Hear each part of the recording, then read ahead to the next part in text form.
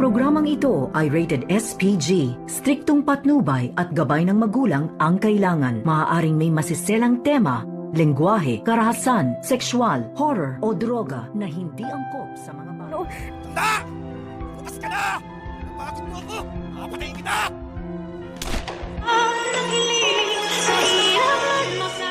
Narito na nga ang ating pagkabangan ngayong Martes sa Abot Kamay na Pangarap. Sa wakas ay nakaligtas nga itong si Lynette dito sa humahabol ng mga magnanakaw.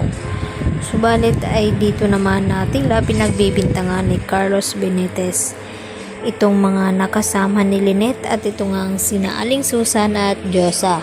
At dito niya nga na sinisisi ni Carlos kay Lynette na kung bakit daw sila nilooban.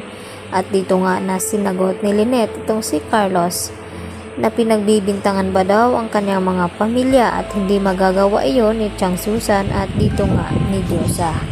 At tila unti-unti na ngang makikilala ni Lynette ang tunay na ugali ng kanyang asawa na si Carlos dahil saksi nga itong si Doc Katie na kung papaano iniwanan ni Carlos Benitez itong si Lynette sa gitna ng kapahamakan.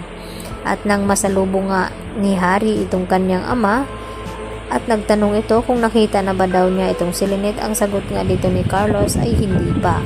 At nagsisinungaling nga itong si Carlos dito sa kanyang anak na si Harry. Dahil nang tanungin nga dito ni Harry itong si Lynette ay dito naman na tila bumibilib itong si Lynette kay Carlos dahil pareho daw silang matapang at nagawa ngang makipaglaban ni Carlos dito sa mga armadong mga lalaki. Kaya naisip dito ni Harry na bakit naman magsisinungaling itong si Carlos sa kanya. Ano nga ba ang tunay na tinatago ni Carlos sa kanila?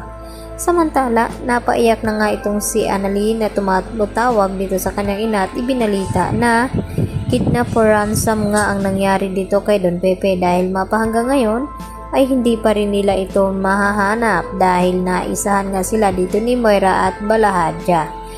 At ito namang si Zoe ay tila naawa naman siya dito kay Don Pepe kaya nagawa niya itong tanggalan ng tali nang sa ganon ay magamot ni Zoe itong mga pasa na naidulot dito ni Balahadja kay Don Pepe.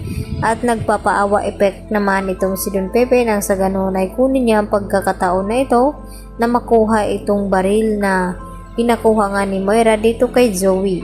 At dahil matanda na nga at nahirapan ang lumakad itong si Don Pepe ay hindi agad siya nakalayo sa lugar hanggang sa dumating nga itong si Balahadja at dito naman na dali-daling nagtago itong si Don Pepe. At dito na nasalubong ni Zoe itong si Balahadja at binantaan na sana raw ay huwag saktan itong kanyang lolo dahil sa matanda na nga ito. At dito naman na hindi may pangako ni Balahadja dito kay Zoe at sa gitna nga ng kanilang paghahanap dahil may dalangang baril itong si Don Pepe ay dito naman niya na mapipilitang gamitin dahil nagbanta itong si Balahadja na kapag makita daw itong si Don Pepe ay hindi daw siya mag-atubiling paslangin ito.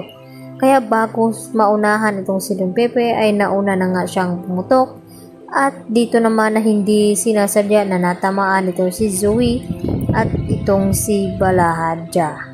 Kaya yan naman ang ating pakatutukan bukas kung tuluyan nga bang makatakas itong si Don Pepe na ngayon nga ay hirap na nga siyang makalakad dahil sa kanyang katandaan.